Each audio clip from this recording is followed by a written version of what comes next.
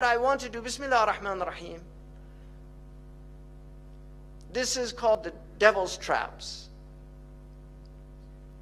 And I want to look at these things. Every Muslim begins by reciting the Quran, A'udhu billahi minash shaytanir rajim. Why would you begin that when you recite the Quran? Because the Quran, you will go astray with the Quran if the devil is influencing you.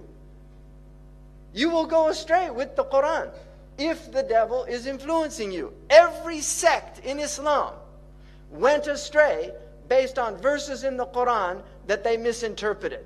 There is no sect in the history of Islam that didn't use the Quran as proofs for its deviation.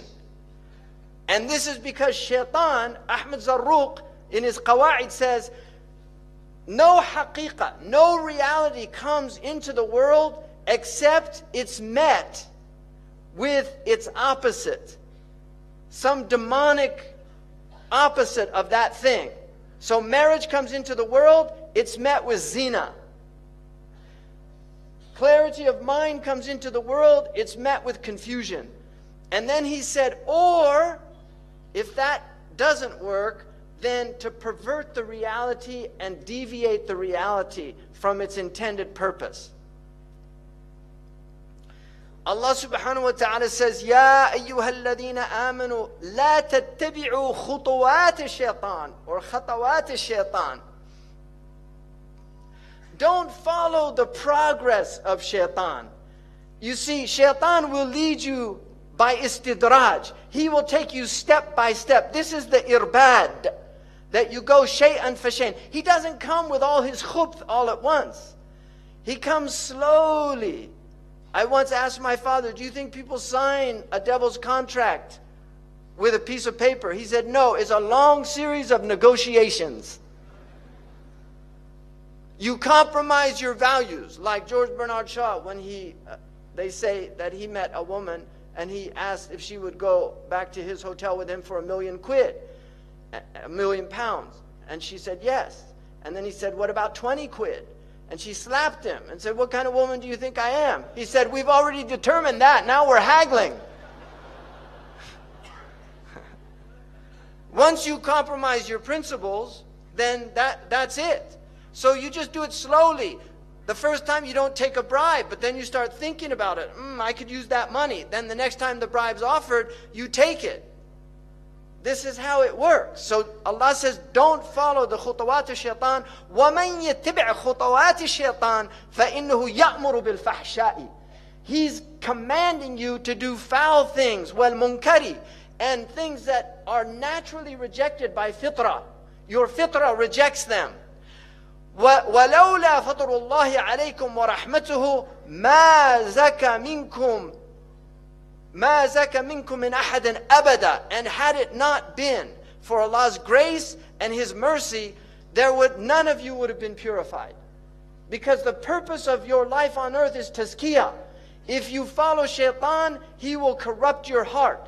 By rejecting shaytan, you're purifying your heart. And this is tazkiyah. And this is our religion. قَدْ أَفْلَحَ مَنْ زَكَّاهَا وَقَدْ خَابَ مَنْ دَسَّاهَا يَوْمَ لَا يَنْفَعُ مَالٌ وَلَا بَنُونَ إِلَّا مَنْ أَتَى اللَّهَ بِقَلْبٍ سَلِيمٍ.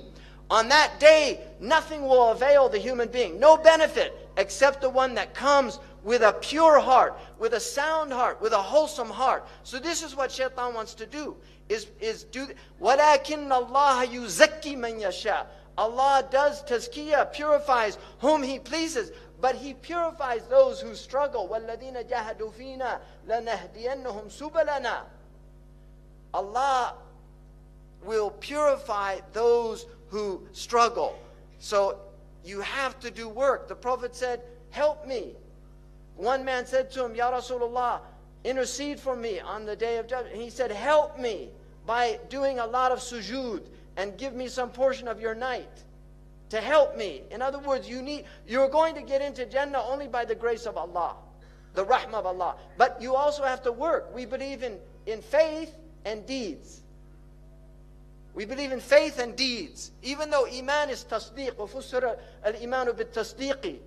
Iman is pure belief, and anyone who simply believes, even if they never did any good in their life, eventually will get out of the hell, according to the hadith in Sahih al-Bukhari. But we believe in faith and deeds because faith has burhan. As-sadaqatu burhan. Charity is a proof of your faith.